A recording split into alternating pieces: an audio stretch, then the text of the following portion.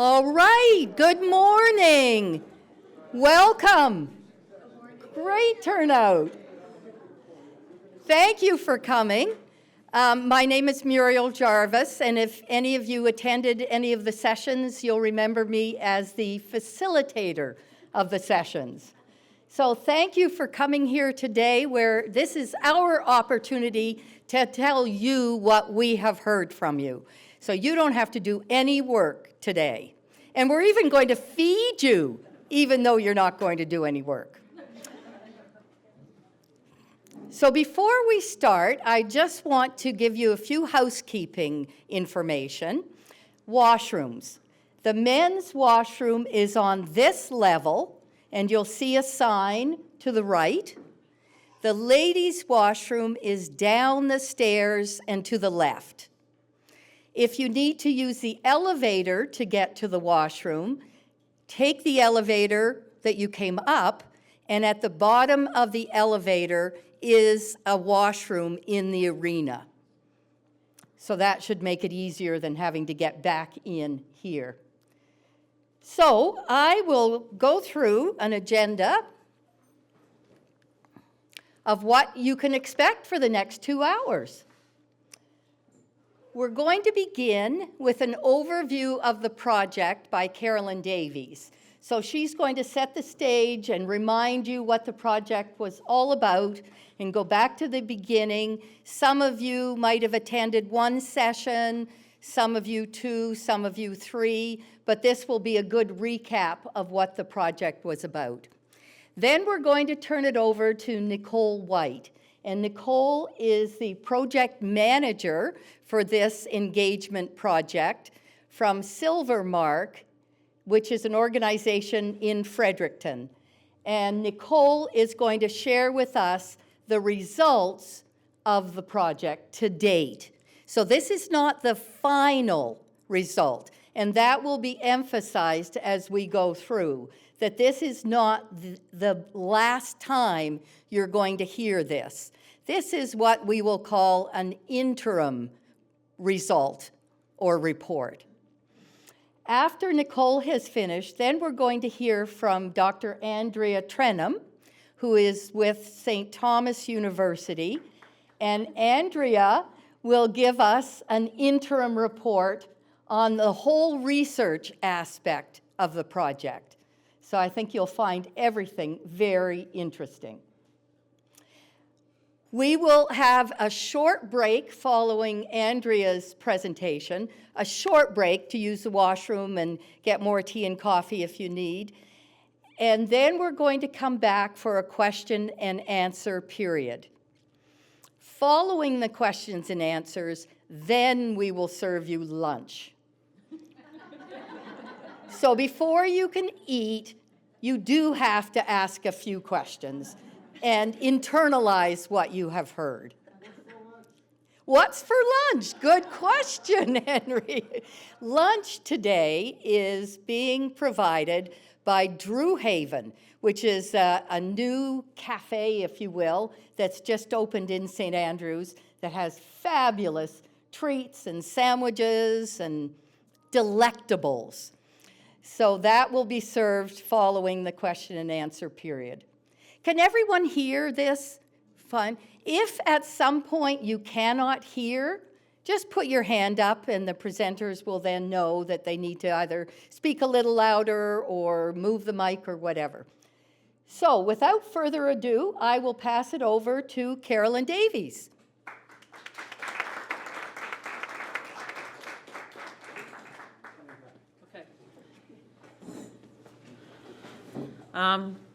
Good morning, everybody, and thank you, Muriel. Thank you for all the work that you've been doing behind the scenes, you and the team.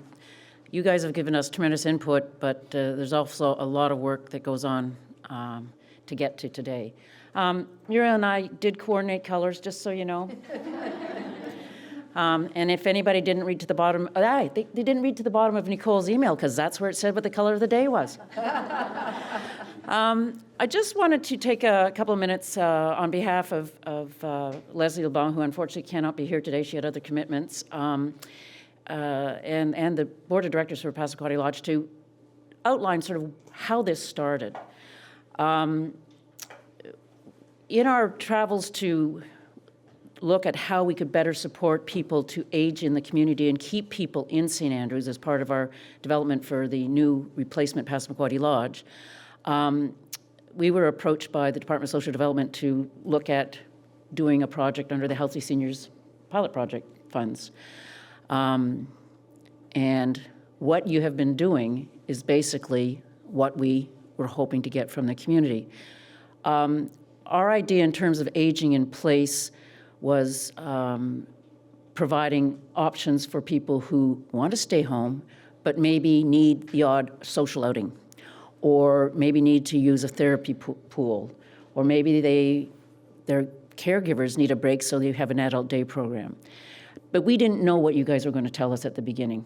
And we know there's a lot out there. This community is rich, tremendously rich in terms of resources, in terms of volunteers and everything else, but we still didn't know what you were going to tell us. And what we've found out is you have reaffirmed what we learned through the Age-Friendly Community Initiative.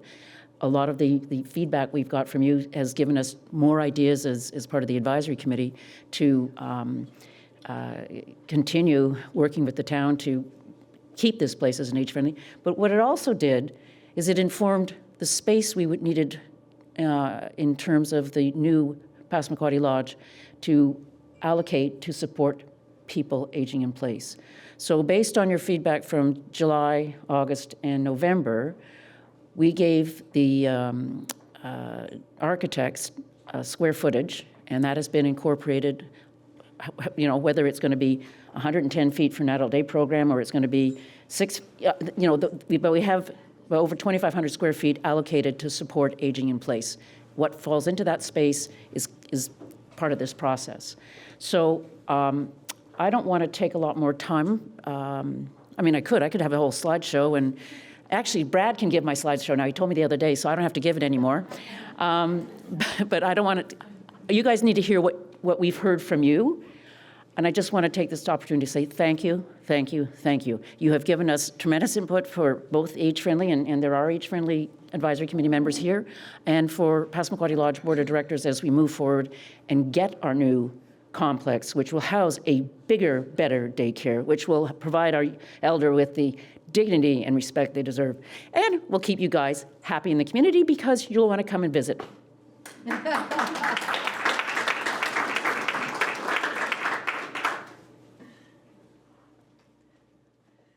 Thank you, Carolyn. And yes, I forgot to mention that we have His Worship, the Mayor, here today. We're very honored to have you here, Mayor Brad.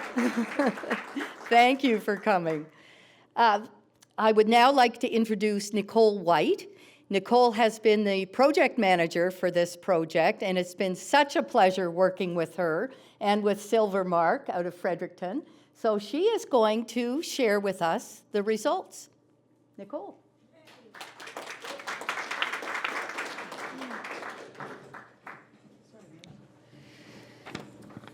Okay. Let's get this. All right, good morning, everyone. And thank you again so much for coming out today. It's such a beautiful day in St. Andrews. And thanks, Muriel and Carolyn, for setting the stage for what we will be discussing today in terms of the learnings. You can hear me okay? Yeah, I don't need to go a little bit louder. Okay. I'll try and project my voice. So as Muriel mentioned, my name is Nicole Whyte. I am from Fredericton, from Silvermark, one of the project managers, but my colleague Haley and I have been working so closely with this entire community and the project team. So it's not just about us. It is about everything that you have brought to us and we are now being presented back to you. So I just give us the opportunity to present that. And if you have questions, please feel free to ask towards the end. So this is, I feel like I'm presenting, but it's really just a conversation about what we have harvested from you and from the community. So as I mentioned today, the learnings that I will be presenting is from our engagement with you over this last 8 months. I'm trying to do a lot here, so bear with me. So just an overview and to set the stage for what has happened over the last 8 months. We've engaged with you with 4 sessions. We've had 4 engagement sessions. You have sent to us over 1,000 ideas. So 1,000 ideas were generated over the first session we had in July, but as we progressed throughout the process. 6 themes have been developed, and we're going to talk about what those the themes look like and the action plans that came out of those themes. So this is a gorgeous picture. I just love this. You can see some of yourselves in this picture. This was taken at NBCC just here in St. Andrews. And this was one of the engagement sessions we had. But we started back in July with the kickoff. And in that session, you told us what you are expecting from this project, or what you would like to see come out of this project in terms of aging in place, and aging in place in your own home, in your own community, and what kind of resources you need. In October, we narrowed those themes, and we were able to compartmentalize in some ways, because there is a lot of harmony that came out of it. There was a lot that were synergized, so we developed the themes out of that. And in November, we had 2 sessions where the themes were solidified in some ways. We decided on 6 areas. You decided how you wanted to see these themes developed, and then the action plans were developed from what you've provided to us, the research that you did, the collaboration that you've had amongst yourselves and with other community groups. I'm going to get this right. Okay, so the ideas generated by you. This is what has been harvested. This is what you told us that you were looking for. An activity space, the adult day program, a space where you can have music and drama and book clubs, and a place of gathering where you can all commute together. Not just yourselves, but also the other groups within the community. That intergenerational piece that is needed, in not just for connectivity, but for that socialization. So we look at these in a little bit more detail, but I wanted you to get a sense of what you said to us and how it resonated in terms of how the action plans were developed. All right. So from those ideas, the themes that evolved were solidified into this. We have the adult day program, the activity space, the community kitchen, resources for healthy living, for healthy aging, a pool and a workout space. And that fell here. There are 6 themes, as I mentioned, and we've tried to put them up around the room. We'll get to that one after. But you will get a chance to look at what you said to us and how it was crafted and developed into these different areas. So you'll have a chance at the break and at lunch when you're talking about this presentation, how all of this has developed and what the recommendations that came out of that. And this is just a template of the action plan. It's a blank template, but as I said, all of it has been filled out based on what we had, the discussions that we had together.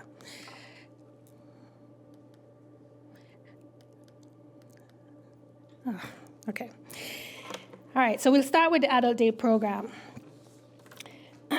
No, the research that, I should set the stage in terms of the process. So you all came together as a group, and you decided on the themes that resonated with you more wholesomely.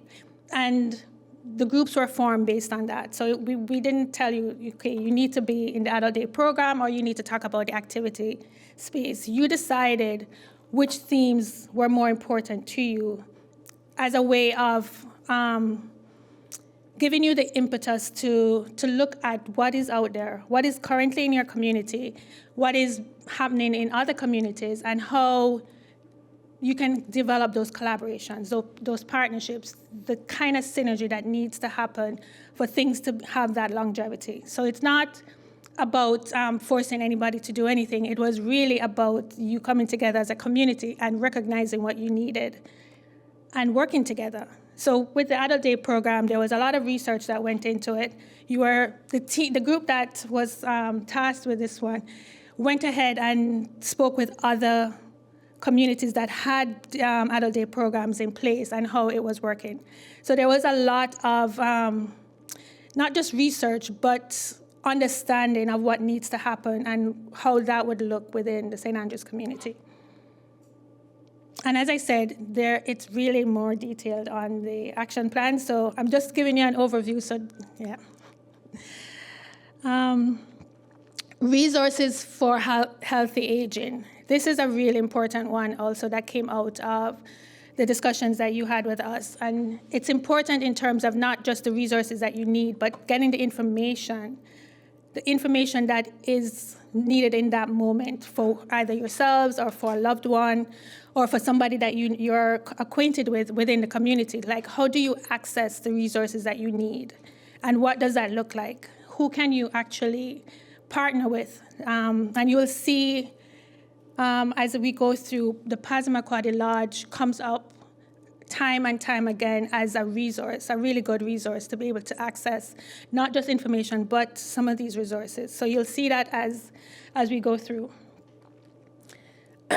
Now, what you've said to us, this is a really good quote that kind of resonates in terms of the community resources that is needed. And excuse me, it says, I hope we can achieve a workable model whereby a central group can organize and facilitate the use of community resources. So you said that to us, and that is important because you need that centralized spot or space where you can access those resources.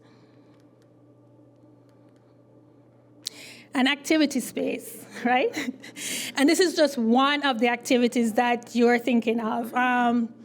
There is just so much that can happen, whether it's knitting, it's crafts, it's a book club, but definitely music, dancing. Dancing came up quite a bit, so I'm excited about that. And it could be any kind of dancing. I mean, there's just so much. So the sky's the limit, but finding the space. I know currently the Anglican Church, the church hall is open for the community to use one of the many spaces. So I just use that as an example because we've used the church hall, but you can use any space. You can have that collaboration is the thing within the community that gives you the impetus to be able to use or access what you need. And another quote here is, it's glad to have the opportunity to give input. So having your voices heard is very important to you, and we recognize that. We didn't come into the community to tell you what you needed to know. You already know what is needed within this community. What our only, well, I don't want to say job, but our role here is that is in terms of guiding the discussions and harvesting what you're saying in a way that will resonate with others, like the funders. The town is here, so that's awesome, and I'm sure he's taking in all of what we're saying.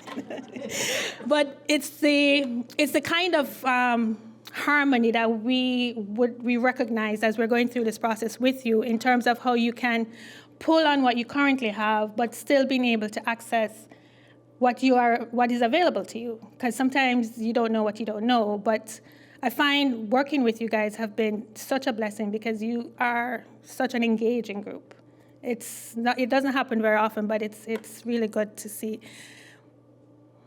And communicating was another theme that came up, and this is another area that is very important, not just for cooking. It's really about the socialization that comes with it and the intergenerational piece that can be accessed from it. So it's also recognizing what do you need within the community in terms of bringing groups together. And I know Linda's Shertown does a fantastic job of working with a specific group that is providing that kind of service. So it's looking at what you already have and leveraging that, right? And I know there's several kitchens within St. Andrews, so Do you work with what you have? Does it need to be upgraded? Could something else be in place? The Passamaquoddy Lodge is looking at having a commercial kitchen as well, so many options. And I'm just going to pick a few pieces out of this.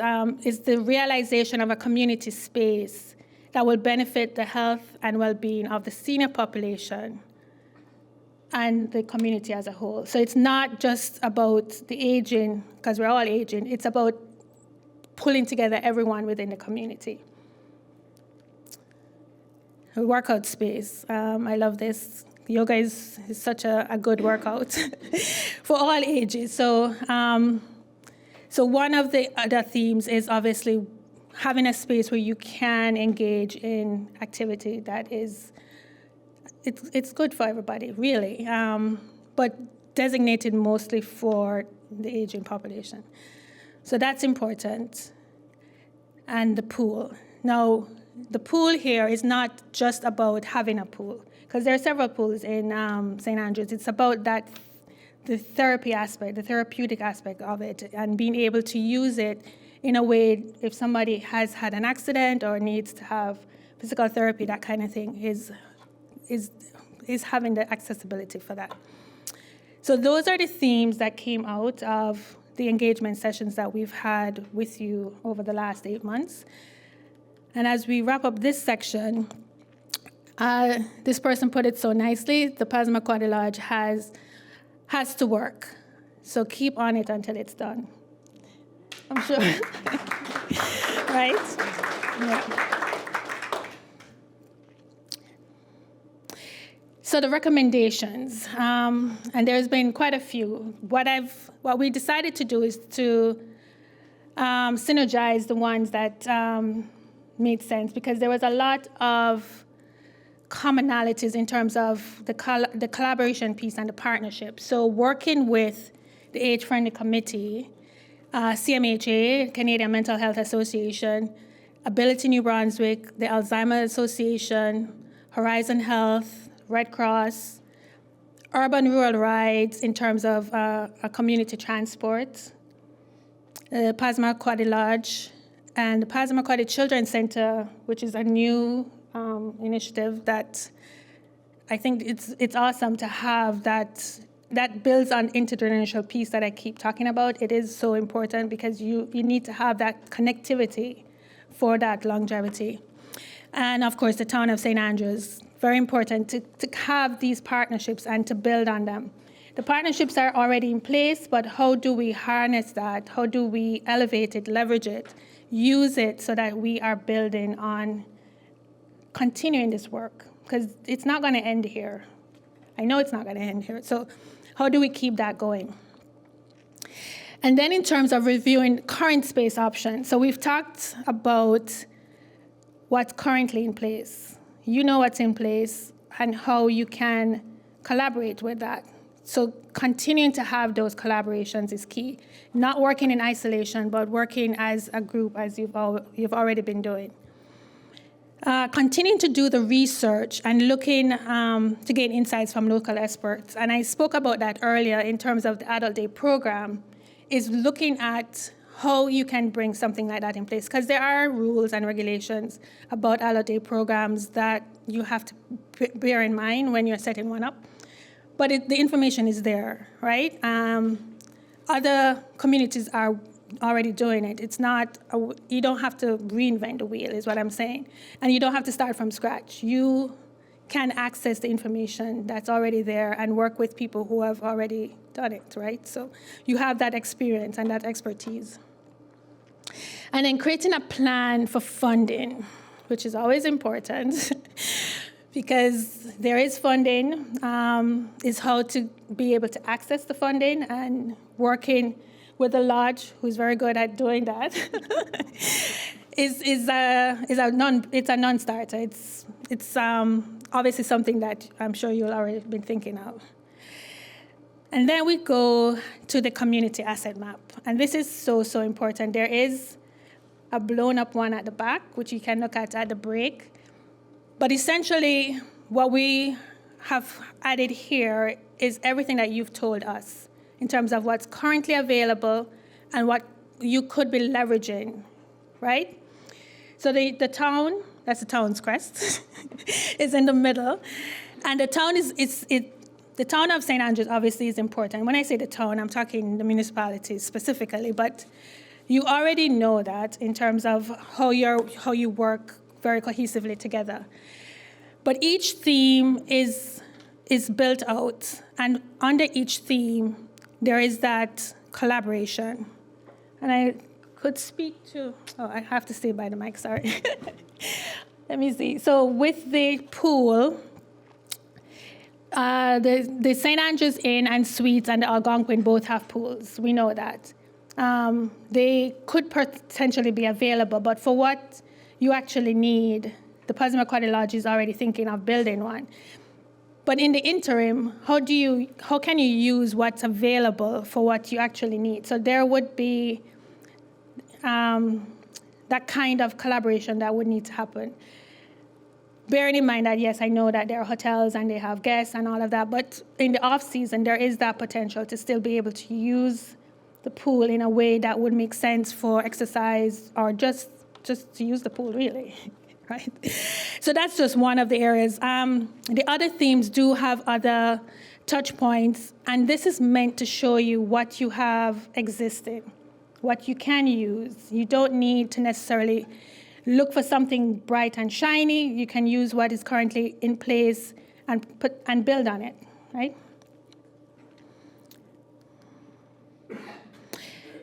And I think that's it for me for right now, but we will be taking questions in a few minutes after Andrea does her piece. And I welcome you again to look at the posters so that you get a sense of all the work that you've done and how it has been collated. All right, thank you.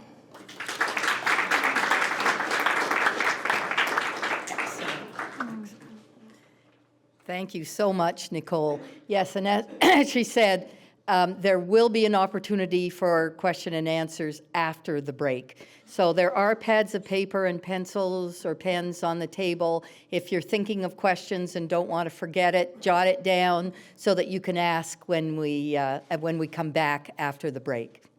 So it's now my pleasure to introduce Dr. Andrea Trenholm. And Andrea is a researcher with St. Thomas University, and she's going to share with us the interim research results.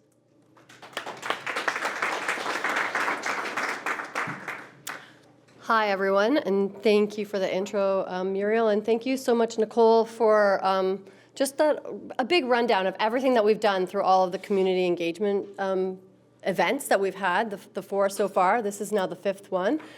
And I just want to say it's really the Silvermark team that puts together this beautiful slideshow package. So can we just give Nicole and her team a little thanks for that? Including mine that are coming up. I just sent her content and they made them look nice.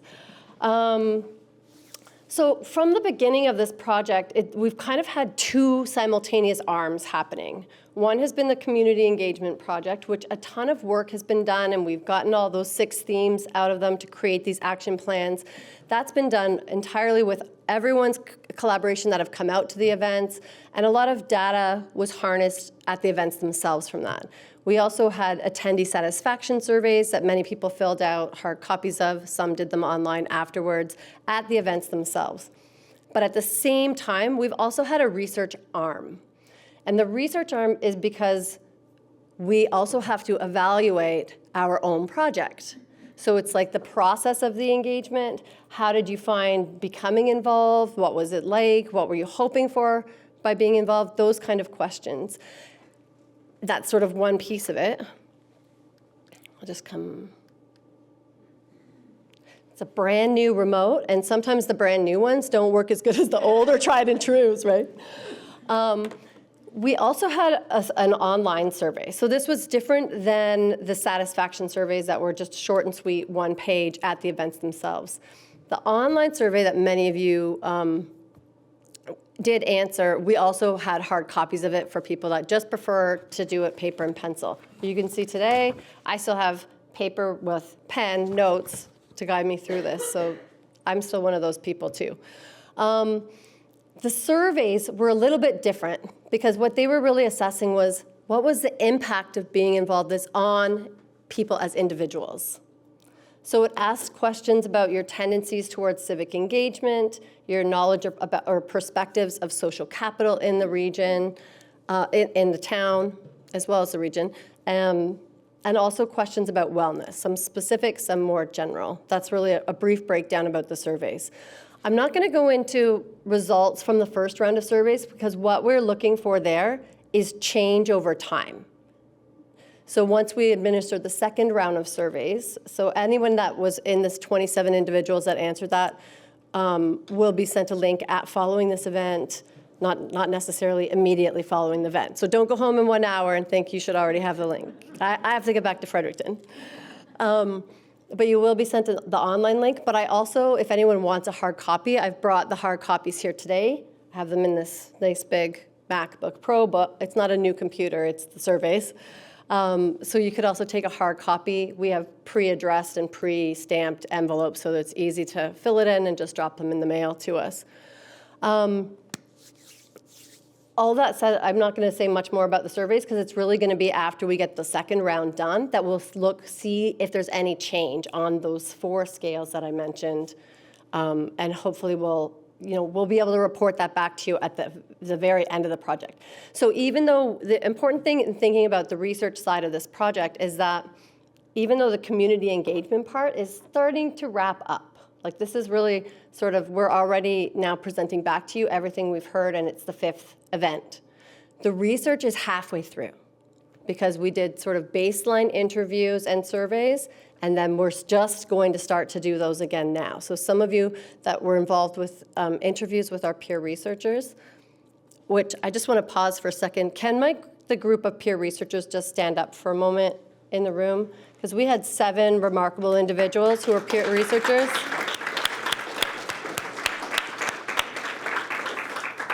Thank you. Their involvement in this project, sorry, I'm like getting goosebumps, I haven't even shared with you yet, has really been one of my favorite parts of the whole thing, is that we came to St. Andrews early on and sought a group of individuals that really wanted to be involved with the project, and they were the interviewers. So when you were contacted, for those of you that did interviews, were contacted by them, it's more like having a conversation with a friend than sitting down to do a formal research interview with a stranger that you don't know. And for me, I look forward to, I actually want to write up that report about the role of but involving peer researchers in the process, because they have been wonderful throughout the whole thing. So I'm just going to clap for them again. Okay. We also had 2 types of interviews, and the interviews were more about the process, what were you hoping for from being involved, for these baseline ones. When we go into the second round of interviews, that's going to be like the meat and potatoes of the project, for lack of a better metaphor. That's really going to tell us, what did you think of your involvement throughout all of these community engagement events. Right now, we have the baseline data. We also met with, you'll see off to the side, there's this group of interviews with 5 stakeholders. Excuse me.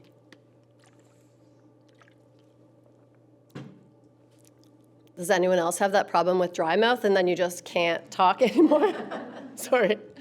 The stakeholders, really everyone, I could call everyone that participated in interviews stakeholders. This particular group is identified just in that they participated in interviews on behalf of an organization or their workplace. So they were really more interested in it in that regard, as opposed to participating as an individual. So I'll just also note that we asked about previous relationship with Passamaquoddy Lodge, because they're really sort of the client of the project who we wanted to know, like, are you involved in this, coming out to the community engagement and interested in the interviews because of previous relationships? And for most people, 69% had a previous relationship with the lodge. And not surprisingly, most of that had to do with either a friend or family member having been a resident at the lodge. But it was also interesting to see that there was quite a few people that had been previous volunteers there. Some had even worked there. and those kind of, some had just mentioned they sang with the Christmas choir that went to the lodge. So there was various levels of relationship, but it also means that we had 31% of people that didn't have a prior relationship with Passamaquoddy Lodge. When we asked what attracted you to being involved in the project, the top response was very personal. And it was from this perspective of that maybe someday could be a future resident at the lodge, which made people invested in wanting to know what's going on there. Even though this project mostly focused on a community hub aspect, or officially termed community partner space, colloquially called the community hub, just for ease, that was still our top response. And I think that this quote really encapsulates that, and that because Passamaquoddy Lodge is the only facility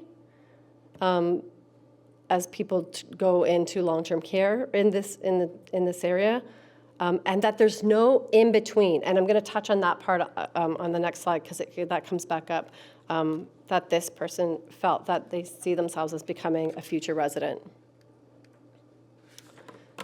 So remember, I just said the in-between. So the other things we heard were just around a strong interest in aging in place initiatives for St. Andrews, the continuum of care here, or sometimes lack thereof, and lack of assisted living, that there's not an in-between step right now. So that was a really important area, and is something that the goal of the hub is what Carolyn was saying early on, is sort of the hope that how do you extend the services that Passamaquoddy Lodge has for residents out into the community, and having sort of a hub with a day program, being that resource space for, it had previously was called like an assisted living resource center, but then we realized when we're talking about assisted living and we're reporting back to government, that is a very specific type of institution, so we dropped using that term.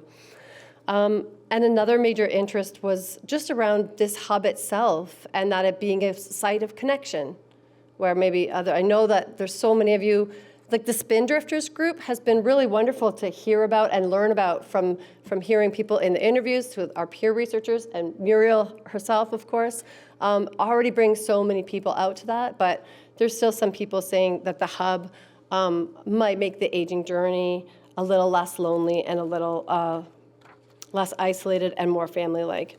And then, of course, there were people that just were, they wanted to give input in order to be able to influence choices that are being made down the road.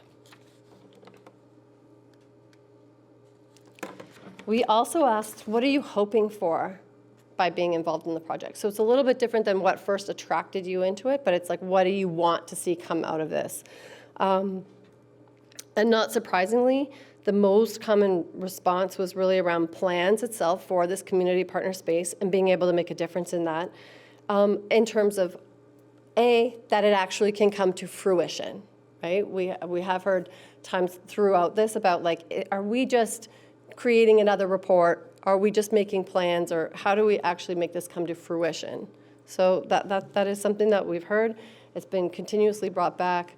And it also makes, you know, when Passamaquoddy Lodge is negotiating for funding from the government, it gives some, what am I trying to say, weight in their pocket for those arguments. I love this about it being a space where seniors can help seniors. Forgive me, there's the housing, is it Home First strategy by the New Brunswick government right now, really has a lot of emphasis on that as we move forward with, and we have a large percentage of the population that is older than has ever been before, that some of the solutions have to come from within communities, and it can't just be looking to government for all of the answers. Doesn't mean we let them off the hook for funding major initiatives, but also that we create sites like this and have community engagement projects where the ideas come from the community, and you have volunteer roles to help to carry some of these things out. So it would be a site where seniors can help seniors. And then others just really wanted to make sure that different types of perspectives are represented. Their perspective is represented in what the outcome is and in the process as well. So for example, this quote on the right side of the screen, sorry, I'm facing this way, was like wanting to bring the perspective in of someone in their 60s. So you can see how maybe someone in their 60s the perspective might be slightly different for what you might need than someone in the 70s, someone in their 80s, someone in their 90s, because as we age, our thoughts about what's needed there might change a little bit, but we're all going to age someday. So the input from a wide variety of generations and ages is important. You'll notice that a lot of the questions were really positive questions in the interviews themselves, but we did also capture what are you concerned about. The intent at first was really about what are you concerned about for the hub and the what's going to happen at the community engagement events, and we found that there was also the major concern was sort of around some lack of clarity and lingering questions about what is this really all about? What are we really doing here? Or what, I'm not really quite sure what my role is going to be. And thanks to the fact that we started analyzing the audio from the interviews early on, we were able to, some of it, we were able to bring back to the project team, bring back directly to Carolyn and Leslie and say, hey, these are some of the things that we're hearing about, and make some changes as we went along. So we introduced, like a web page was developed on the Silvermark website that constantly had more information about the project. We tried to reiterate what is the purpose of the project again and again at every event, so that there's no assumptions made that it's clear, because we very clearly heard, hey, we're still not really clear about what is the overall purpose and where is it going. So that was really important information for us to hear. Actually, I'll just leave this here but for a second. The other thing we did hear as a major concern, especially in the early interviews, were about concerns about the new lodge, and was this actually just a done deal, and was this all for show? So I just want you to know that we heard those concerns. Again, they were brought back, like Carolyn smiling, because we had some long conversations like, this is what we're hearing, how are we going to address this? And we did have to kind of shift and say, focus on what was the main purpose of the project, but we also gave people opportunity through the interviews to express their concerns about what are the overall plans for the lodge itself and those kind of things. So we were really grateful for that feedback. Oh, sorry, I just missed one. We did have, I don't have a slide on this, but we also asked questions around like promotion of the project, how easy was it to get involved, and what did you think would make it easier for others to get involved, or what might be deterring people from being involved. So that was quite interesting, because we found that about 60% thought that it was at least promoted okay up to very well. So there's some room for improvement, but it was at least done all right. But we were constantly we welcomed feedback on what might have made the promotion better. And we did get quite a few suggestions. So that will also be in the reporting. It's important to remember, I don't think we've talked about this here yet today, so not only are we evaluating the process of the research, of the community engagement project, but part of that project, in addition to coming up with plans for what could be right here in New Brunswick, is also to develop a blueprint for community engagement with older adults for other communities in New Brunswick. So that's why part of this, evaluating how things went and what might we have been able to do differently to make it even better, was so important, because we can, even though we might have missed a few things, we can learn from suggestions from all of you and suggest those improvements in this blueprint for other communities and for other projects. And that blueprint will be presented back here as well, not just to take it away to give to others, but will be brought back to the town, and anyone else that's trying to do community engagement type events could follow from that blueprint as well. And then some of the other things that we heard were really, some of the positive things to close out is that it was helpful to be able to express concerns and to hear other people's opinions and concerns at the events themselves. that just the process of actually asking people for input, rather than just having all the decisions made with small committees behind closed doors, was valuable. To ask the public for input.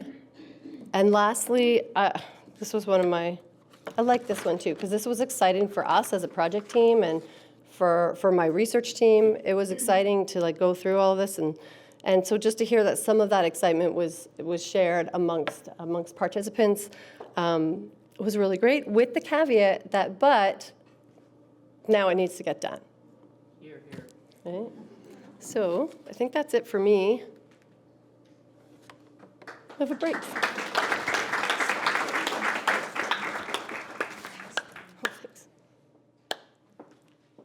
Thank you. See, I told you you'd learn really interesting stuff. These have been wonderful. So now we're going to give you a break, but no food at this break, just something to drink, and if you would like to use the washroom. But we also encourage you to walk around and look at what Nicole mentioned, which are these lovely pieces of plasticized information that are the action plans that were developed as a result of 2 or 3 of the sessions. So we will be putting this one back up.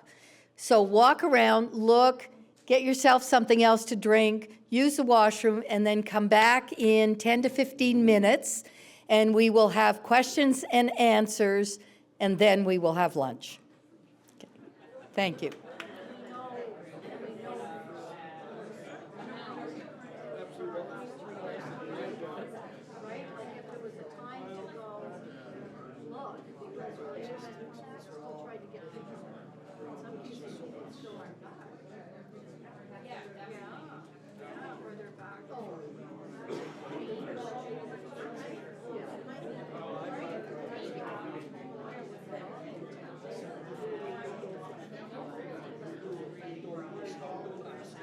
All right, thank you. Lunch is closer. But before we start with questions and answers, we're going to ask our mayor, Brad Henderson, to come up and just say a few words to stir the pot. How much money are you going to give us? Lock the door. All right, well, I'm going to blame Mr. Dixon, Brian Dixon, for me being up here, because he did ask me a question at the break. I was sticking to my computer, but I had a lot of conversations. But I guess this is just, first of all, say thank you for being here. Thank you for your input. Thank you for helping have this vision for the community. But I am going to stir the pot. And the truth is we're no closer to having a Passamaquoddy Lodge be rebuilt than we were a year ago. Let's face the reality. We can talk about all this stuff all we want, but the province has lists of facilities and senior care facilities that they're replacing, and we are still not on that list. So it's at no fault of the board. It's at no fault of the town. I'll say that anyway because I'm the mayor. But the truth is we've all worked hard. We've been supportive of the project, but the province is, I guess you could say, they're listening to us, but they're not hearing us. So the truth is we're going to have to get a lot more aggressive if you want any of this stuff to be a reality. The province continues to say, yeah, we're talking, and then what they'll do is they'll go back to the board and say, you have to do this, you have to do that. The truth is, if we want to see a lodge, myself as mayor and council are going to have to work with the board and get a lot more aggressive. Because just sitting and having another meeting with them and discussing it isn't getting us any results. And at the end of the day, every single one of us in a professional career are measured by results. So I love the talk, I love the visioning, but they said stir the pot. The truth is we need to start writing to our MLA. We need to start writing to the premier. We need to start writing to the minister and letting them know of what this community is facing. The fact that a lot of people in our community pay taxes their entire life and then they go to a lodge that doesn't have a bathroom door on it isn't acceptable. The fact that you go to a facility and you're in a wheelchair and if a drawer is open, you can't get by. The fact that You look at the healthcare challenge that we have, the fact that we don't even have proper lifts to get patients in beds because our rooms aren't up to standard size, that's not acceptable. We can do better. And the rule is, that I'm told, is after 50 years, you get added to the list for replacement. Our facility is 50 years old. This community is offering free land. Not every community has that to build this. We have people in our community that are offering financial support to make this a reality. And it's not just a senior care problem. They're going to talk about having a new center for children, a new daycare center. I don't know how many families I've talked to that have moved away from this community because they couldn't get their kid in daycare. And no disrespect again, because I know that there's a board and a committee that works on that, but even our daycare that we have now is getting a little bit dated. The 2s and 3s room is in the basement. You have to go outside to get into it. There's a set of stairs. It's not even accessible. How is that up to provincial standards nowadays? You look at the New Brunswick Community College. You look at workers in our community. No one can have a place to live. That old facility, the Passamaquoddy Lodge that we have today, could be repurposed for a dormitory or housing development. So when NBC students come here, they come for about a week or two. A lot of them can't find a place to stay. They either drop out or transfer campuses. So if we want the New Brunswick Community College to be here for the next 20 years and be a good employer and train people for the jobs that we need, this is part of the play. This isn't just a senior care facility. It's childcare, it's fueling our economy. There are so many reasons why this makes sense. And I could go on all day. You can see I'm pretty passionate, but the time of us just saying, yeah, we'd like to meet and talk to you, we have an updated presentation, it's not getting it done for us. So we need to get fired up as a community, and we need to start doing something about it. And the board of the lodge, and Caroline's given me probably 20 presentations? Like, I don't know. I could do it. Yeah, you update pictures to keep it interesting, but I will honestly say that. Sleep through that when he saw the change in pictures. So the land deal with the town is expired. We've set 2 dates for it. So yes, we could set a 3rd date. We could extend it, but the date isn't really driving the province to say, oh, there's a date. So let's just stop setting dates. The town has no priority for that land. This is our best opportunity for it. But let's, as a municipality and a board and a community, get together and say that we deserve this. We deserve this. And that's all I have to say. Let's get fired up. I got questions. I didn't expect this. How long do I have? Yeah? Should I talk about myself? No. Sorry, I guess there's a question. Could you find out the communities who are going to have a new nursing home, what they did to finally sway the government? I think that might be a better question for Caroline, because she's closer to actually dealing with the other in the list. Is that safe to say? Yeah. Come on up. Come up to the mic. Come up to the mic. And by this way, this better not be live. Yes, it is live. Yeah. It's live. All right, well, listen to me, Mrs. Baucus. The priority for the government was new beds, additional beds. Those are the ones that have been approved so far. And I suspect, if I look at where they are, there either is a cabinet minister in that riding, or they're trying to get votes. That's just me being cynical. Yeah, thanks. And as Brad said, I finally found out that when I stopped hitting my head against the wall, which is what I felt like we do every time we talk to the province, it feels good. So now we're going to, we are fired up. But we need to know that when we say we're fired up, and when we say, the other thing, your other question on that, the list is done by the province, by social development. Who's on the list? We have no idea.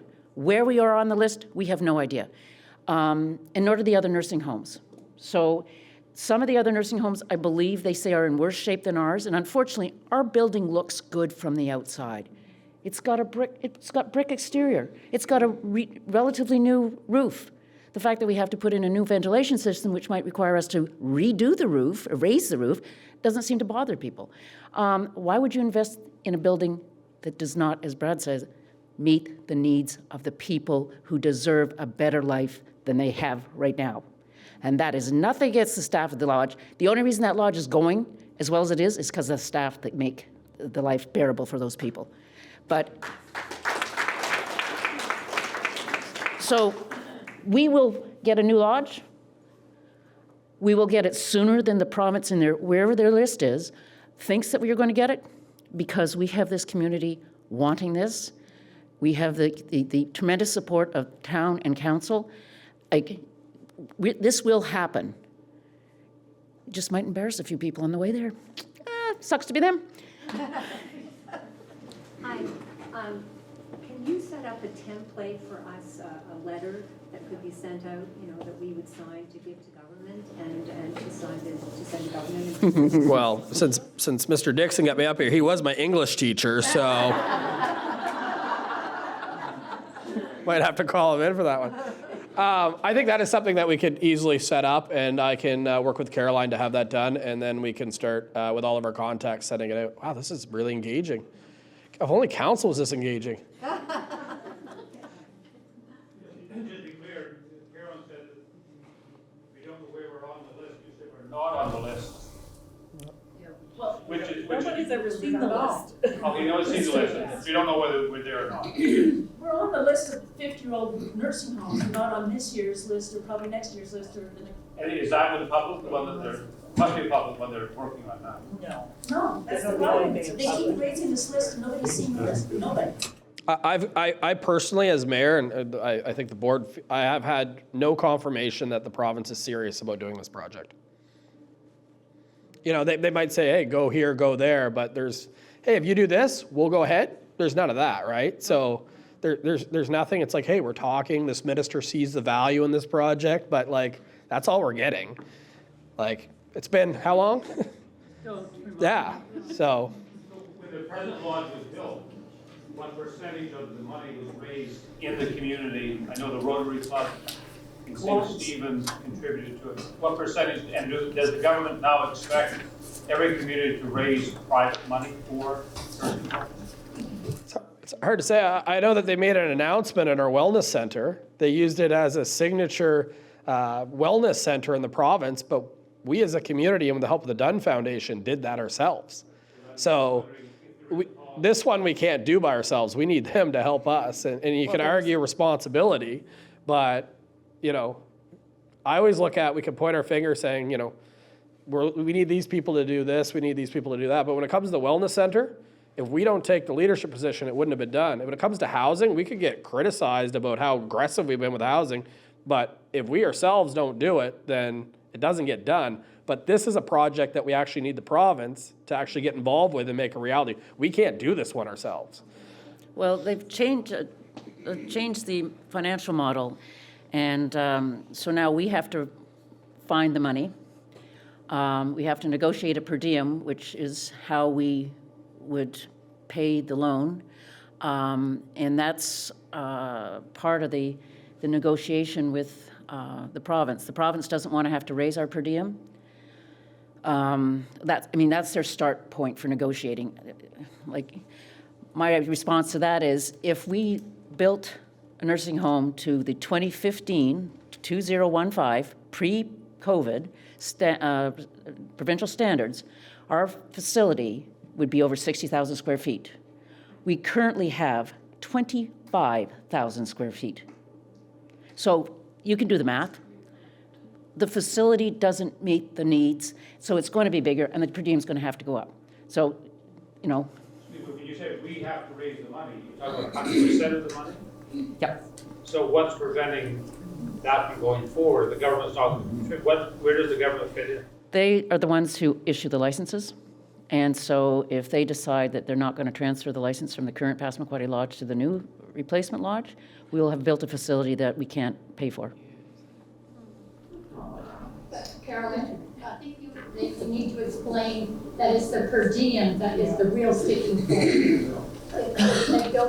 The province won't agree with a per diem going from $100 to $200 or whatever the number is, then they're not going to say, go ahead and build it, which we can't.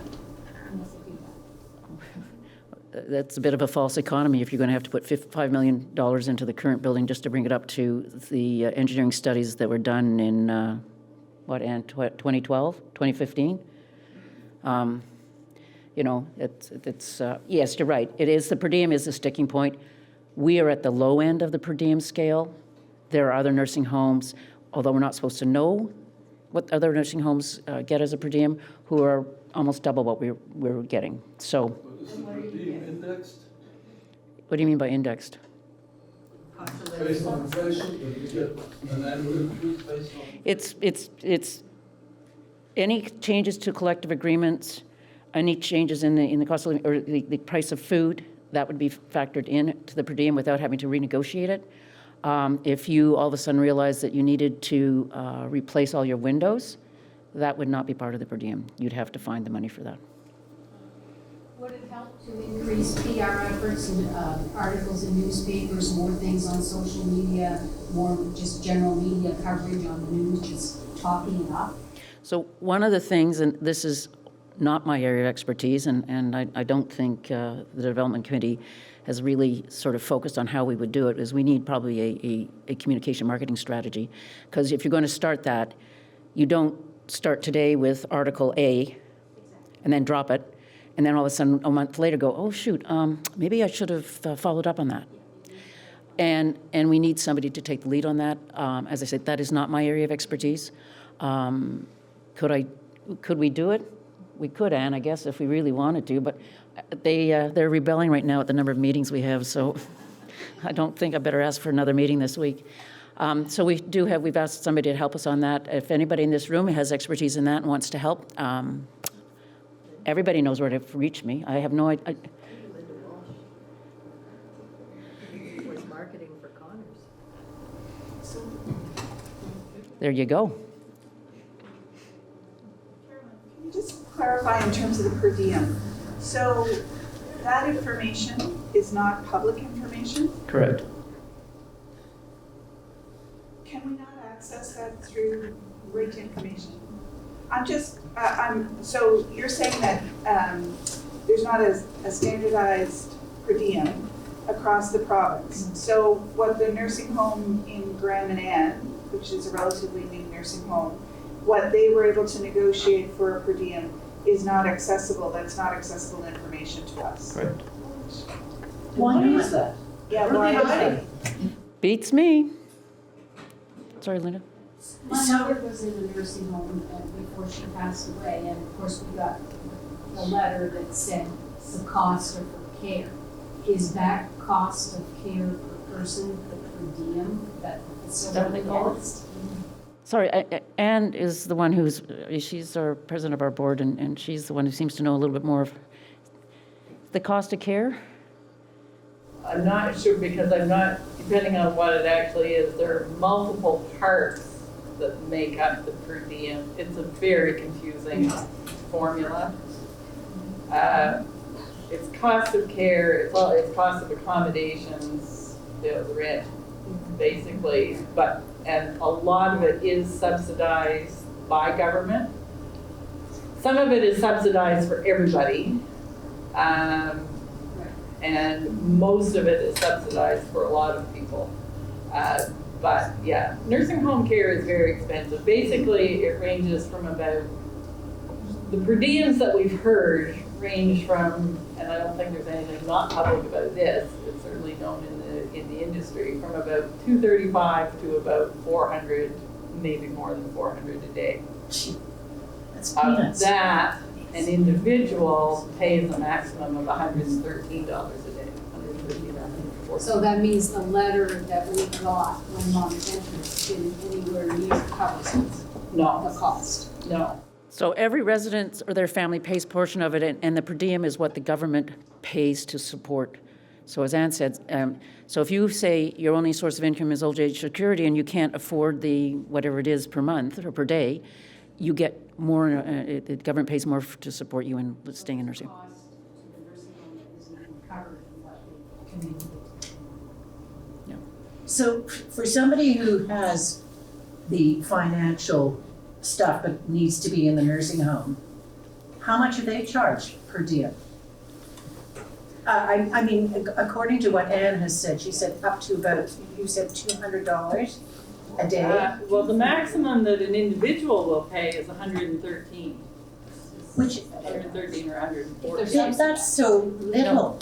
Yeah, but the actual cost is more than double that. Okay, so in my experience, but it was not here in this province, people who were in a nursing home were charged a lot more. Per month, it was not per day, but they kept a portion of their income, and this was mostly people who didn't have stocks and bonds and everything else. They just had their old age security, their CPP. They kept, I don't know, $125 a month in order to have extras and stuff like that. But otherwise, all of their income went to nursing. It's similar here, but it varies from province to province. Like each province has Yes, a maximum I understand that. an individual pays. I know this is a very important part of what we're trying to do, but it really is not the purpose of this project. And it's great you guys are interested in this is some of the backroom stuff that we have been dealing with, and we will continue to deal with the province on that. We will get a yes to build the facility with the daycare, with the community hub, on the land that the town is giving us, and it'll be here to service all of you and your family members. Woo!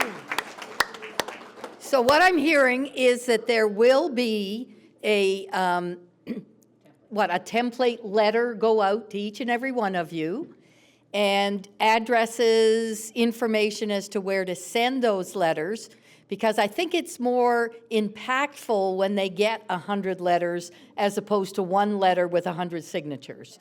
Yeah. It's probably better if the letters go snail mail versus email. Absolutely. Good point, Linda. Yeah. Pardon? And market that part of the project. Yes. To encourage us and keep us sending those letters so that they get an avalanche of mail. Bags. Yes, Steve. I'm still on a lot of environmental pages on Facebook, and a number of surveys I fill out with the federal government or agencies of government. They have to deal with that backlog on their computers as well as paper lettering clogging your offices. So it's, something on your Facebook page or something. Same thing. You just have a form letter, put your name on it, post the code, send it to the related premier, Jim Irving, or whoever runs the province. Yeah. Okay. Mary? Or to add a little bit of what you're feeling too. Yes, personalize the letter. Yeah. So a template will be created that's just a starting point. So you'll take that template, create the letter, make changes to it, add your name and address. You'll probably print it out and send it to them by mail. So this is your opportunity to ask questions of Andrea and Nicole about anything that you heard. Odyssey? In the chat room, Barbara Roberts said that if their per diem is public, we can't hear you. Oh, sorry. I can't bring the computer. No, just read it out loud. Okay. So Barbara said if the per diem is public money spent on a public purpose, the amounts should be available to the public, right? Freedom of information request. So what she's talking about is there are a number of people watching today online. So she has just gotten a comment from one of the people that's watching this online saying that the per diem amount should be public information because it's taxpayer money. So good comment. I don't think there's a response to it, but. I'm just looking to want a bit of a clarification. I understand the letter thing and it sounds good. I'm feeling uncomfortable. It's just part of more stuff, and I think that's a good comment about it clogged. Someone's got to unclog it.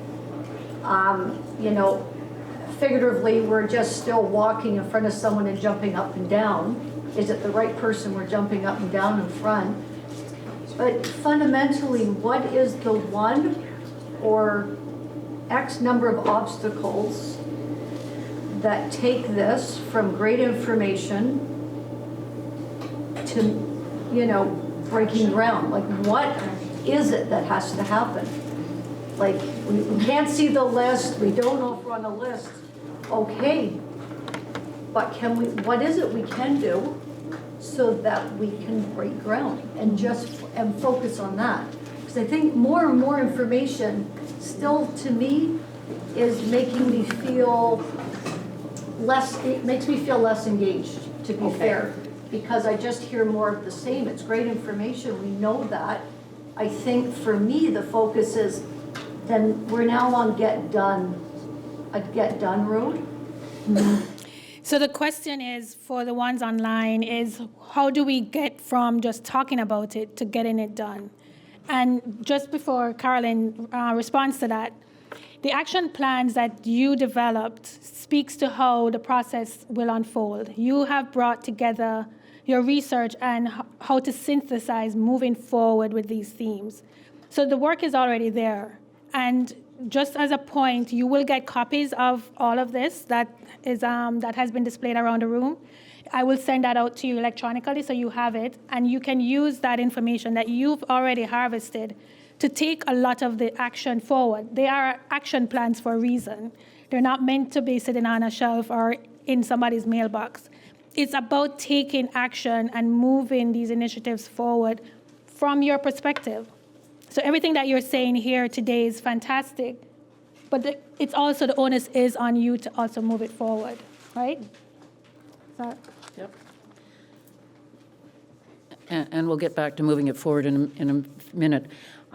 In terms of your question, Anne, my belief is that the Department of Social Development has a budget for replacement builds. And that budget is probably extended in terms of the per diem. And please don't talk about per diem anymore because my head starts spinning. So they're limiting themselves to 10. And we're not one of the top 10. So what we have to do now is, and through as Nicole said, through the information you guys have shared with us, your input, your thoughts, your desires, your frustrations that we've gathered in around these walls, that we can take to the politicians and say, this isn't Carolyn Davies saying this, she's had nothing else to do today, so she wanted to come and talk to you. This is the community saying, we need this to stay as a vibrant community. We need this so we can keep our young families. I don't like that we're one of the oldest communities in New Brunswick. I like it when there are young kids in here. They bring my age down, okay? It helps. So, we are doing this. And so that's what we're at, is we have to convince the politicians to open the purse strings, that $700 and some odd million surplus that they have, to allow us to build. And recognizing that our per diem isn't going to change until we move into the new facility. So what is the problem? You've got another 2-3 years before you're going to have to up the per diem. We can negotiate that in the interim. And meanwhile, we are going to be fundraising so we can bring the per diem down. I mean, we're doing everything that they've asked us to do. We're doing more, and they don't seem to understand it. So just so you guys know, I can say this, Anne. Yeah, she knows I'll say it anyway. So we're going to go to Higgs and Dorothy Shepherd, because we can't blindside her, and just say, this is what your policies say. This is what our proposal, how that we're meeting your policies, how we're allowing people to age in community, how we're allowing the intergenerational, supporting daily intergenerational activities, not only when there's no rain, no snow, no ice, so the kids can't get to the lodge. Yes, it's going to be more expensive. Do you want your parent to go into a facility where, as Brad said, there's no bathroom door? Or do you want them to go to a home-like environment where they actually feel like they want to be there? Where there's a smell of cooking food.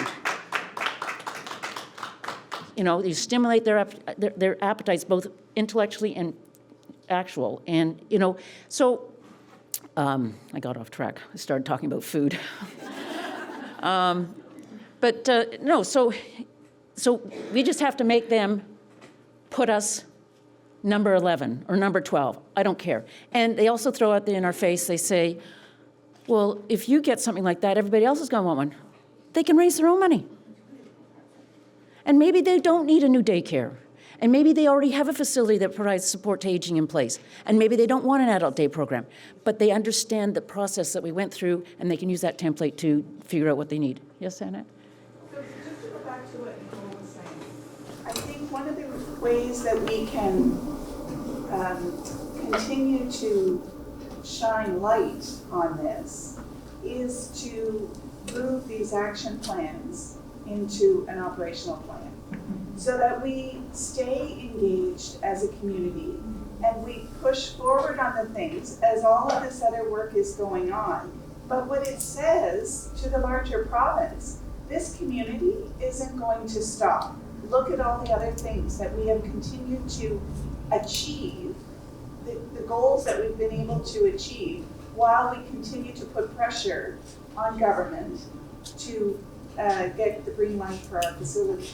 So while, because I think it's really exciting, there's some things that have been identified as part of the action plan that will be connected to the new facility, but there are some interim steps that can be done in 2023 to address some of those issues. And we can't lose sight of that. Correct. We have to be able to do that work while we continue to put pressure. So to your point, and Annette's point was that we start actioning this now. And so some of the items, because Nicole's been really good about sharing feedback from you, this group, and the other people who have participated in the sessions, we have started to draft our next 3-year action plan for the age-friendly, to retain our age-friendly community initiative. We are putting those in. That doesn't mean the age-friendly advisory committee is going to do them. Somebody in the community is going to take them on, or some organization is going to take them on. But we are identifying this community is vibrant. And Brad can speak because he was to it. I think he was the deputy mayor at the time when we started the age-friendly community initiative.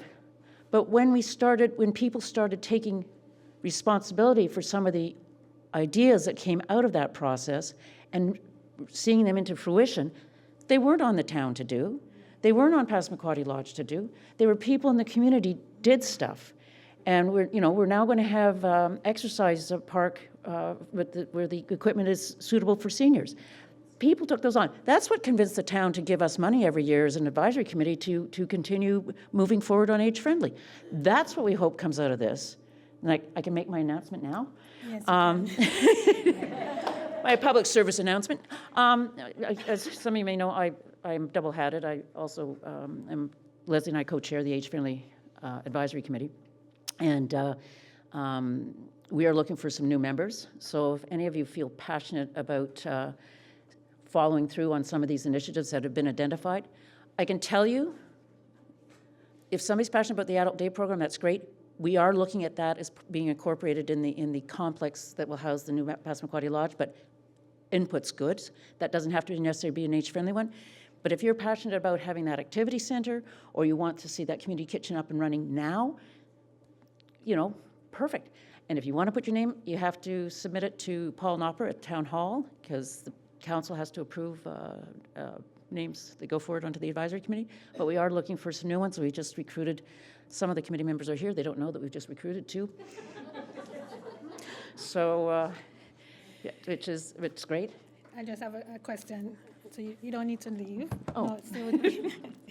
So we have an online question from Judith. Is the facility only open to folks in our community, and how do we define the boundaries? Or will other New Brunswickers be able to use it? Well, it changes day to day, and I think, John, you probably know it as much as Emma does in terms of the comings and goings.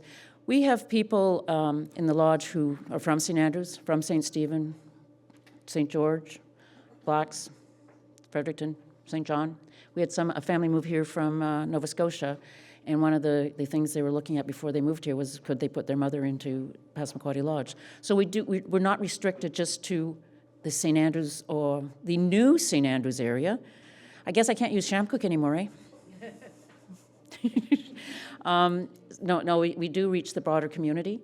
And the way the nursing home system works is that if there's a bed, if you have a family member or a friend who has to, needs nursing home care, and there's a bed available in, say, the Fundy nursing home in Blacks, and there's nothing available in St. Andrews, but you'd like to have them in St. Andrews so you can go and see them every day, your chances are you should go to Blacks first, because then you move faster back to St. Andrews. So that's, otherwise you go back to the bottom of the list, so.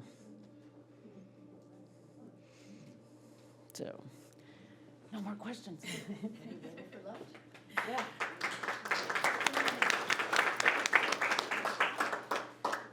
Okay, that has been quite exciting. The question and answer period kind of just morphed into something else, but thanks to Brad for that.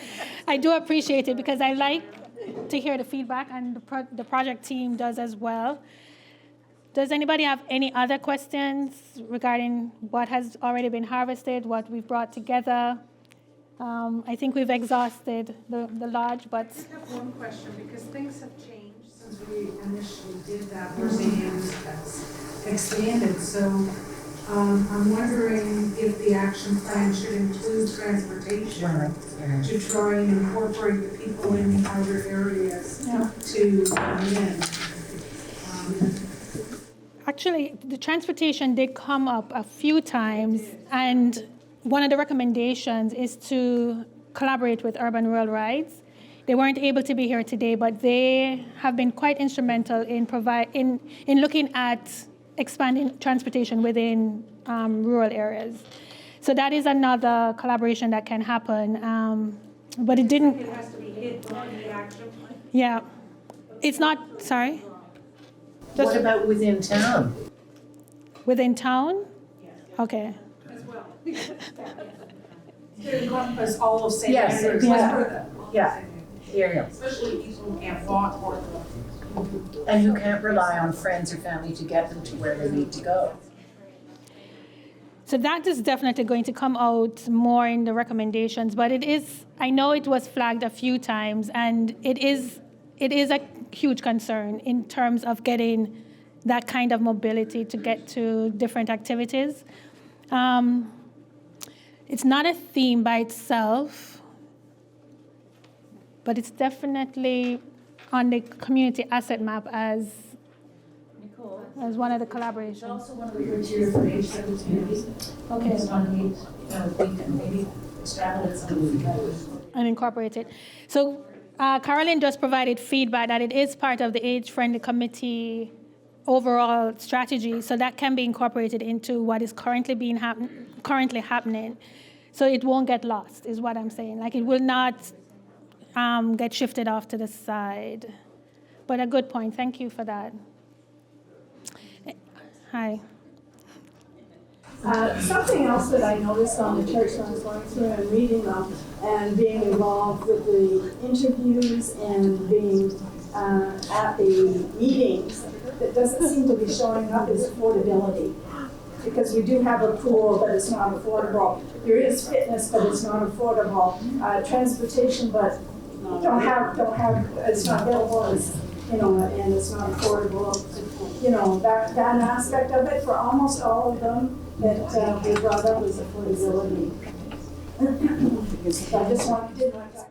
You didn't want that to get lost. Okay, that's a good point to bring forward. The affordability aspect, it is a huge one, obviously, because it is a limited factor as well. And it is a barrier that has been identified. Any other comments? So when all of this project is finished, so does Silvermark submit a report or what, and to whom? Okay, good point. So the project, as Carolyn mentioned at the beginning, it is a HSPP project with the government. So we have been tasked to work collaboratively with the lodge, with St. Thomas University on the research piece, and with you, the community, in providing a final report. Is that federal or provincial? Provincial. And so that will be done towards the end of June, where the final report will be submitted. There is another touch point that we're looking at as we wrap up the project to provide to you what has been done cohesively. So you get to see what the actual report looks like. So this is a good touch point. as we mentioned, it is an interim report because we are still in the midst of wrapping all of that up. But it's also not a report that is going to sit on a shelf. Like, as I mentioned, it is it's actionable items that need to continue to happen throughout. So what we are trying to harvest for you is giving you the template to move forward, right? Not to say, okay, we've got to this point and then everything just stands still.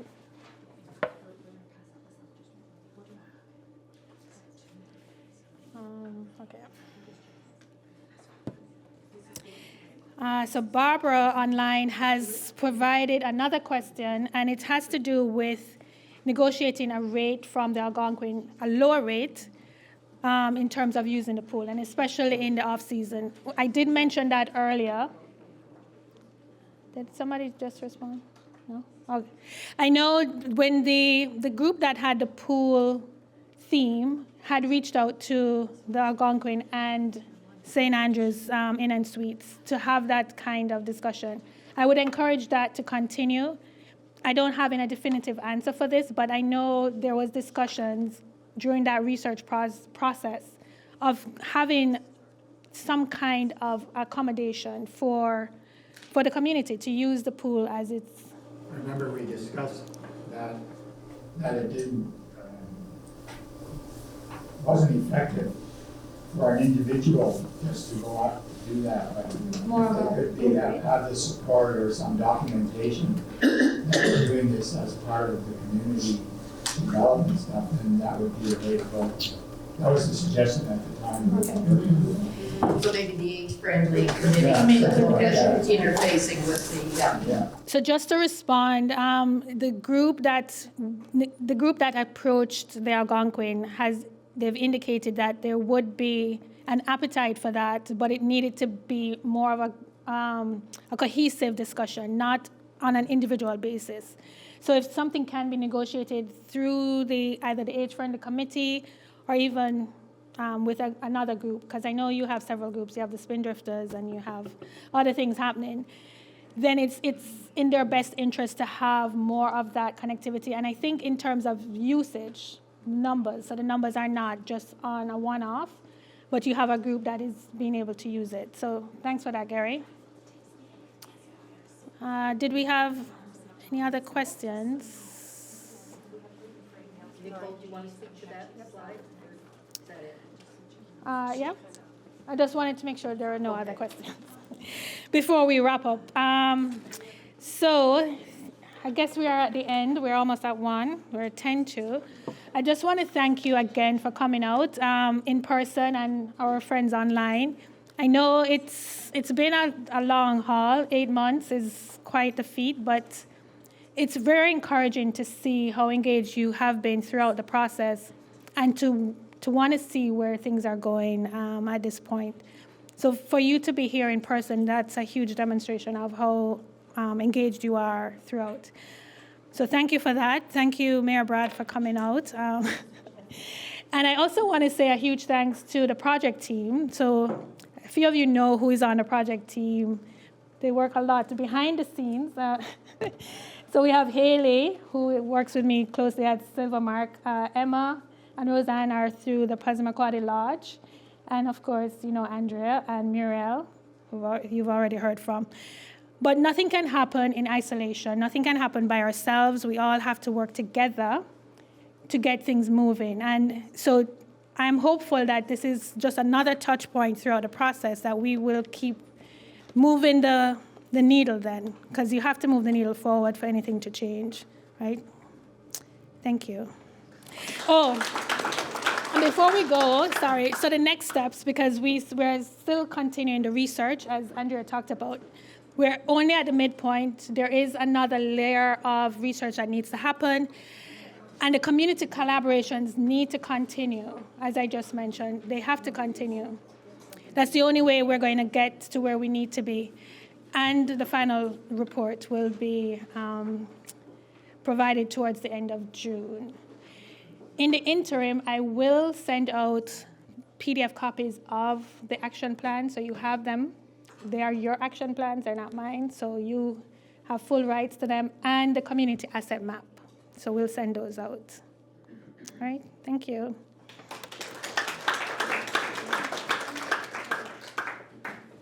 Before Muriel jumps back up to totally wrap up and finally invite everyone to lunch, I just wanted to mention on all of the tables, so these have been important pieces of information for us all the way along. They've been face down underneath the centerpieces all this time. There's an attendee satisfaction survey, if you don't mind just doing a quick, there's just a couple of questions, and you can just leave them on the tables and we'll go around and grab them after. Thank you so much. Thank you. All right, now it's time to eat. And we have the food set up over here for COVID reasons. The gals are going to serve you. There are gluten-free options, sandwiches, and sweets. So again, thank you so much for your participation and for being here today in person and online. Thank you. Thank you.